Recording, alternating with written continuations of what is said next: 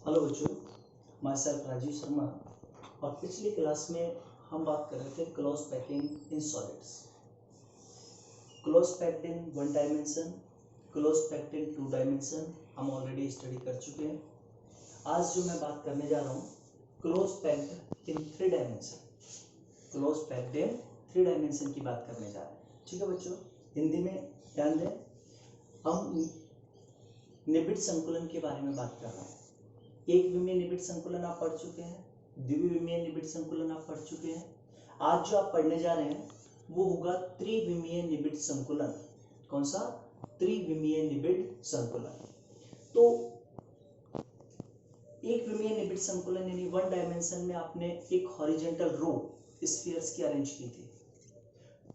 2D यानी to dimension में या द्विविमीय निबिड़ संकुलन में आपने रो के ऊपर रोज को अरेंज करके स्फीयर्स की एक लेयर को फॉर्म किया था। और थ्री डायमेंशन में आपको लेयर के ऊपर लेयर्स को अरेंज करना है, लेयर के ऊपर लेयर्स को अरेंज करना है। और जब लेयर के ऊपर लेयर्स को अरेंज करेंगे तो मल्टी लेयर्ड स्ट्रक्चर का फॉर्मेशन होगा और that structure is called 3D structure यानी त्रिविमीय निबिड़ संकुलन। क्लियर हो गया? अब लेयर के ऊपर अदर लेयर्स के स्फीयर्स का प्लेसमेंट टू वेज में हो सकता है, दो तरीके से हो सकता है। और वो दो तरीके कौन से हैं, उनके अकॉर्डिंग 3D स्ट्रक्चर का फॉर्मेशन होगा। तो मैं फर्स्ट ले रहा हूँ क्लोज पैक्ड इन 3D यानी close packed in three dimension from square close packed in two dimension यानी वर्गाकार द्विविमीय निबिड़ संकुलन से प्राप्त त्रिविमीय निबिड़ संकुलन की बात करने जा रहा हूं मैं। वर्गाकार द्विविमीय निबिड़ संकुलन से प्राप्त त्रिविमीय निबिड़ संकुलन की बात करने जा रहा हूं। और आपने वर्गाकार द्विविमीय निबिड़ संकुलन, वर्गाकार द्विविमीय निबिड़ संकुलन यानी square close packed in two dimension का स्ट्रक्चर ये पढ़ा था लास्ट क्लास में, पढ़ा है ना?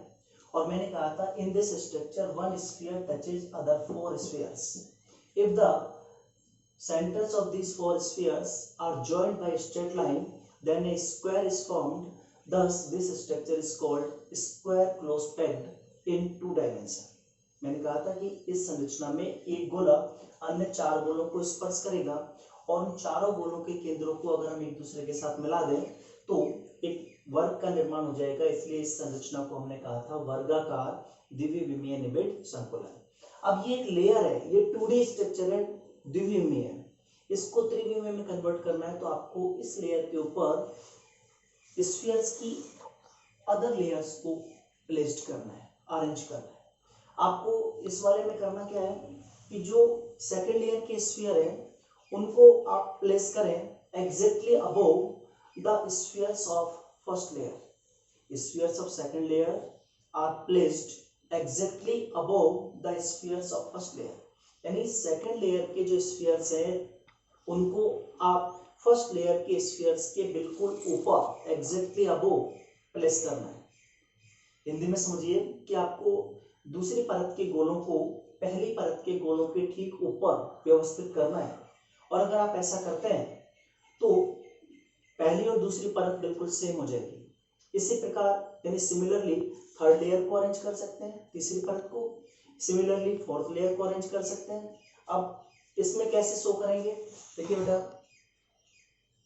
1 2 3 4 ये मान लो सेकंड लेयर, फिर 1 2 3 4 ये थर्ड लेयर है, 1 2 3 4 ये मैंने लेयर्स बना दी। ऐसा हम इधर भी बना सकते हैं। तो मान लो ये ए है तो सेकंड लेयर भी ए होगा, थर्ड लेयर भी ए होगा, फोर्थ लेयर भी ए होगा। अगर आपने अदर लेयर्स के स्फीयर्स को फर्स्ट लेयर के एग्जैक्टली अबोव बिल्कुल ऊपर अरेंज किया है तो जितनी भी लेयर्स आप अरेंज कर रहे हैं वो सब सिमिलर होंगी और सबको ए ए ए ए से हम रिप्रेजेंट करेंगे। तो ये जो पैटर्न है वो कौन सा पैटर्न हो गया बच्चों? इस पैटर्न को ए ए ए ए डैश डैश डैश लेयर पे लेयर अरेंज करते जाओ, हर बार ए ही लेयर आती जाएगी तो ये जो पैटर्न है आपका वो A dash dash dash pattern obtained हो गया। अब इसमें क्या होता है बेटा, फर्स्ट लेयर के 4 स्फीयर्स ले रहे हैं और सेकंड लेयर के 4 स्फीयर्स लें। देखिए फर्स्ट लेयर का मान लो एक स्फीयर ये लिया, इसका सेंटर ये, सेकंड ये लिया, थर्ड ये लिया, फोर्थ ये लिया। अब सेकंड लेयर के 4 स्फीयर्स ले रहे हैं, तो देखिए बच्चों एक ये लिया, एक ये ले लिया, एक ये लिया, एक ये लिया, इनको बाय स्ट्रेट लाइन हमने ज्वाइन कर दिया। फर्स्ट लेयर के 4 स्फीयर्स को ज्वाइन किया, फिर सेकंड लेयर के 4 स्फीयर्स को बाय स्ट्रेट लाइन ज्वाइन किया। तो देखिए ये क्यूब का फॉर्मेशन हो गया। It is called unit cell, it is called unit cell. मैंने कहा फर्स्ट लेयर के 4 स्फीयर्स लिए जो एक दूसरे को टच कर रहे हैं, ठीक है। सेकंड लेयर के 4 स्फीयर्स लिए जो एक दूसरे को टच कर रहे हैं। फर्स्ट लेयर के स्फीयर्स के सेंटर को स्ट्रेट लाइन के द्वारा टच किया, सेकंड लेयर के स्फीयर्स के सेंटर को स्ट्रेट लाइन के द्वारा टच किया और एक क्यूब का फॉर्मेशन हो गया। That is called unit cell. अब ये कौन सी यूनिट सेल है बेटा? It is called primitive unit cell, primitive unit cell. तो जितनी भी यूनिट सेल्स का फॉर्मेशन होगा वो सारी यूनिट सेल्स आपकी प्रिमिटिव यूनिट सेल्स होगी। और इस तरह की अगर क्लोज पैकिंग बनता है जिसको आप कह रहे हैं क्लोज पैक्ड इन 3 डायमेंशन, तो वो होगा आपका सिंपल क्लोज पैकिंग। कौन सा है? Simple close packing. आपको ये ध्यान रखना है सिंपल क्लोज पैकिंग में 2 इंपॉर्टेंट चीजें होती हैं। एक तो है कोऑर्डिनेशन नंबर, कोऑर्डिनेशन नंबर, और एक है पैकिंग एफिशिएंसी। तो बेटा कोऑर्डिनेशन नंबर की हम बात करेंगे तो कोऑर्डिनेशन नंबर हो गया आपका 6। इसमें कोऑर्डिनेशन नंबर कितना होता है? 6। और जो आपकी पैकिंग एफिशिएंसी है, एससीपी में पैकिंग एफिशिएंसी 52.4%। कितनी होती है? 52.4%। तो बेटा जो सिंपल क्लोज पैकिंग है जिसको शॉर्ट में हम कहते हैं एससीपी। कौन सा कहते हैं? एससीपी। एससीपी में 2 चीजें पूछी जाती है। Coordination number 6। अब 6 कैसे? देखो ये स्फीयर है, अपनी लेयर के 4 स्फीयर्स को टच कर रहा है। एक जस्ट इसके ऊपर है उसको टच कर रहा है, एक जस्ट इसके नीचे है उसको टच कर रहा है, तो टोटल 6 को टच करेगा। तो कोऑर्डिनेशन नंबर कितना हुआ? 6। और पैकिंग एफिशिएंसी मैंने बताया था, पैकिंग एफिशिएंसी क्या होती है? Fraction of the total space in crystal occupied by the constituent particles, that is called packing efficiency। यानी कुल आयतन का जितना भाग गोलों के द्वारा घेरा जाता है उसे हम संकुलन क्षमता कहते हैं। तो यहाँ पर संकुलन क्षमता कितनी है? 52.4%।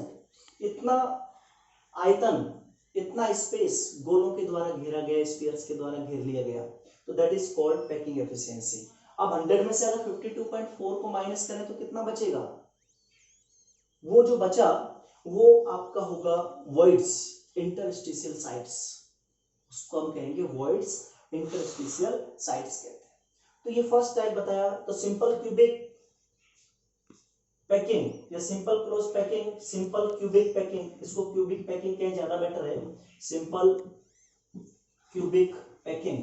तो सिंपल क्यूबिक पैकिंग में जो यूनिट सेल्स है वो सारी यूनिट सेल्स कौन सी होंगी? Primitive unit cells. आपको ध्यान रखना है। क्लियर बच्चों? ये फर्स्ट था 3 डायमेंशन का, जिसमें हेडिंग था अपना close packed in 3D from square close packed in 2D। तो इसमें कौन सा पैटर्न ऑब्टेंड हुआ? ए। ठीक है, सारी लेयर से हैं, यूनिट सेल प्रिमिटिव है। कौन सा पैकिंग होगा? ये simple cubic packing. Packing efficiency कितनी है? 52.4। कोऑर्डिनेशन नंबर कितना है? 6। इंटरस्टिशियल साइट्स कितना हुआ? 47.6। इतना इंटरस्टिशियल साइट्स हो गया आपका। अब मैं सेकंड, ये जो डायग्राम मैंने बनाया था ये हो गया इसका सिंपल क्यूबिक हम पढ़ चुके हैं। अब आगे जो हम टॉपिक लेने जा रहे हैं वो होगा आपका close packed in 3 dimension from hexagonal close packed in 2 dimension, यानी त्रिविमीय निबिड़ संकुलन किससे? षटकोणीय द्विविमीय निबिड़ संकुलन से। तो षटकोणीय द्विविमीय निबिड़ संकुलन से प्राप्त त्रिविमीय निबिड़ संकुलन, ठीक है, इसके बारे में चर्चा नेक्स्ट क्लास में करूंगा। आपको एससीपी के बारे में अगर समझ में आया हो तो लाइक कीजिए और कमेंट करें, सब्सक्राइब करें। Thank you.